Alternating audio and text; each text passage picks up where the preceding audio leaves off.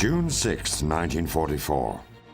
175,000 Allied soldiers breached the walls of Fortress Europe through intense German resistance. By late June, Sherman had fallen, giving the Allies the port they so desperately needed. By early August, Eisenhower had amassed an Allied army of over 1 million strong. Treacherous field-to-field hedgerow fighting unleashed a breakout across France. With the Germans in full retreat, the Allies marched into Paris. Field Marshal Montgomery moved north into Belgium, while General Patton and the Third Army pushed to the Siegfried Line. It was here that the Allies encountered their newest enemy, the lack of sufficient supplies. Patton's plan was to run straight through the teeth of the Siegfried Line directly to Berlin. Monty had devised a daring airborne operation that had the potential of ending the war by Christmas. Having only enough supplies to support one advance, the fate of thousands rested in the hands of the few. With Allied superiority on land, sea, and air, what could go wrong?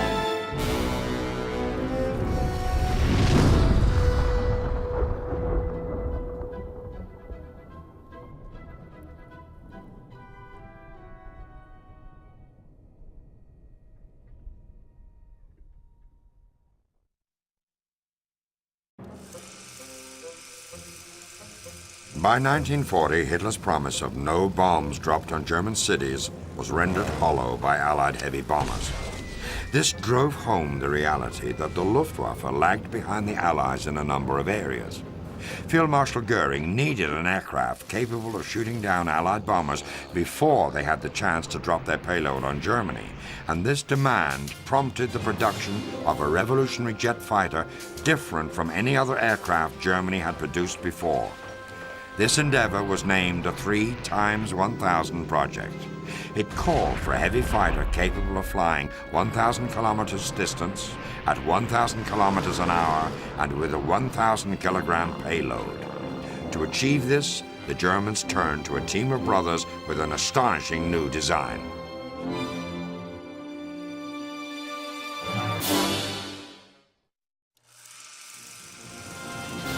Allied infantry always welcomed the sight of a Sherman tank. Its combination of speed, firepower, and quick repair made it an invaluable ground weapon. The sheer number of Shermans in the field usually allowed Allied generals to count on armored superiority.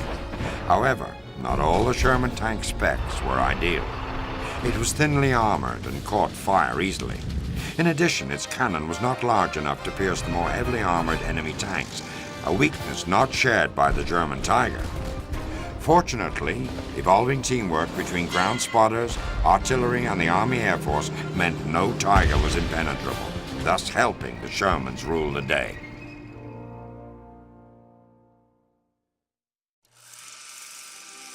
Devised as a joint airborne and ground campaign, Operation Market Garden was the largest airborne operation ever mounted. The planned market was to take and hold a series of roads and bridges across northern Holland, creating a clear path for Garden, an armored push to the border directly east of Berlin. Unfortunately, the German forces engaged there were not the exhausted troops the Allies faced in France. Crack panzer divisions lay in wait, trained to repel the assault. The Allied invasion was halted outside Nijmegen, effectively cutting off more than 10,000 paratroopers dropped in Arnhem. Surrounded, the Allies battled on for 7 days, refusing to yield the north side of Arnhem Bridge to a superior force.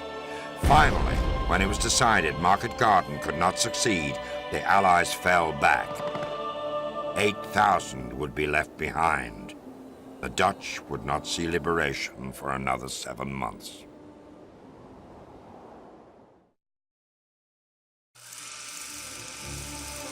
Supplies and production were vital areas of the war in which the Allies dominated. Relentless Allied bombing runs over Ruhr Valley factories resulted in an increasingly crippled German war machine.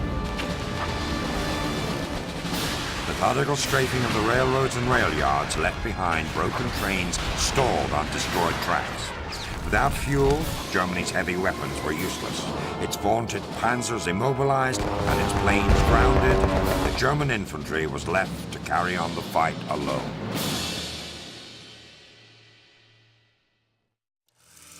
Well done, Jimmy. I couldn't have expected half the results you achieved. So, take some much-needed R&R, but rest assured we'll be calling on you soon. With Germany's battle for Russia going poorly on the Eastern Front and our success on the Western Front, Germany is getting less sure and more dangerous by the day. Hitler is turning to projects that we hope never see the light of day. You'll be part of our continuing efforts, Patterson, so rest for now. We'll be in touch.